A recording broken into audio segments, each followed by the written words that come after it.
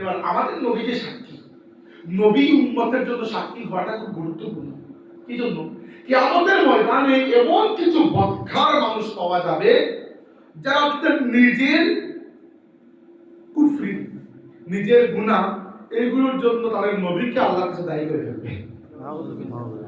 সহিহ বুখারী শরীফের মধ্যে হাদিস এসেছে, আল্লাহর মহান নবী, মহান রাসূল হযরত নূহ আলাইহিস সালাম তার উম্মতকে, তার তো উম্মত নাই, তাহাতে গুনাহ মাত্র কয়েকজন, বাকি তো সব কাফির ছিল। তার নিজের বউ পর্যন্ত ঈমান আনে নাই তার উপরে। আল্লাহ তাআলা তাকে জিজ্ঞেস করলেন, তোমরা কেন ঈমান আনো নাই?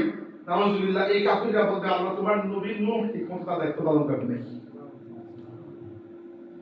আল্লাহ নূহ আলাইহিস সালামকে জিজ্ঞেস করবেন, নূহ আলাইহিস সালাম বলবেন, আল্লাহ আমি দায়িত্ব পালন করেছি। এখন দেখেন, আল্লাহ তো জানেন কে কি করছেন, আল্লাহ তার কোনো সাক্ষী সাবুদের দরকার তো নাই। কিন্তু এরপর আগে কি বললাম, এই জন্য বলেছি যে আল্লাহ একটা সিস্টেমের মাধ্যমে কাজ করেন। এখন দেখেন, এক পক্ষে শুধু নূহ আলাইহিস সালাম অথবা ম্যাক্সিমাম সাথে 14 জন মানুষ, তার তো উম্মতই এতটুকু। আর আরেক পক্ষে পুরো কাফির সম্প্রদায়, তার উম্মতের মধ্যে যারা ঈমান আনে নাই, ওই সময়ের মানুষ সবাই তো আরেক পক্ষে, ব্যালেন্স তো হইল না এক পক্ষে। তো নূহ আলাইহিস সালামের তো কেউ না কাউকে সাক্ষী বানাইতে হবে।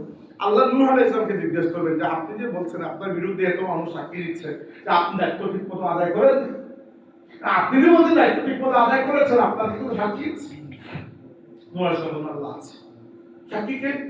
নূহ আলাইহিস সালাম বললেন, আল্লাহ তোমার আখেরি নবী জনাবে মুহাম্মদুর রাসূলুল্লাহ সাল্লাল্লাহু আলাইহি ওয়াসাল্লামের উম্মত আমার পক্ষে সাক্ষী দেবে।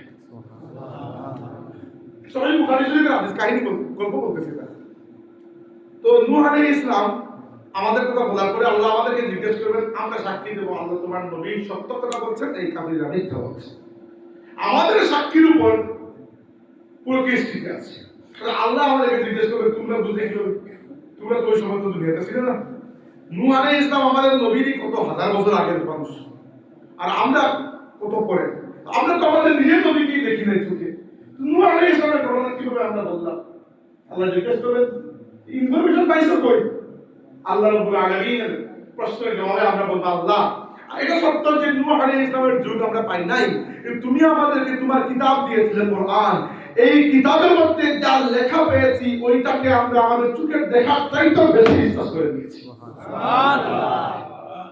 এই কিতাবের মধ্যে আমরা পেয়েছি তোমার নবী নূহ আলাইহিস সালাম বারবার তার উম্মতকে দাওয়াত দিয়েছেন, দাওয়াত দিতে এরা ঈমান কবুল করে তাই নূহ আলাইহিস সালাম বিরক্ত হয়ে দোয়া করেছেন আল্লাহর কাছে, রব্বি ইন্নী দাউতু কওমি লাইলান ওয়া নাহারা ফালাম ইয়াজিদহুম দুআই ইল্লা ফিরারা।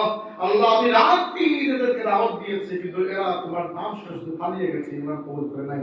আমাদের সাক্ষীর উপর নূহ আলাইহিস সালাম এবং তার উম্মতের এই মামলা সমাপ্তি হবে না।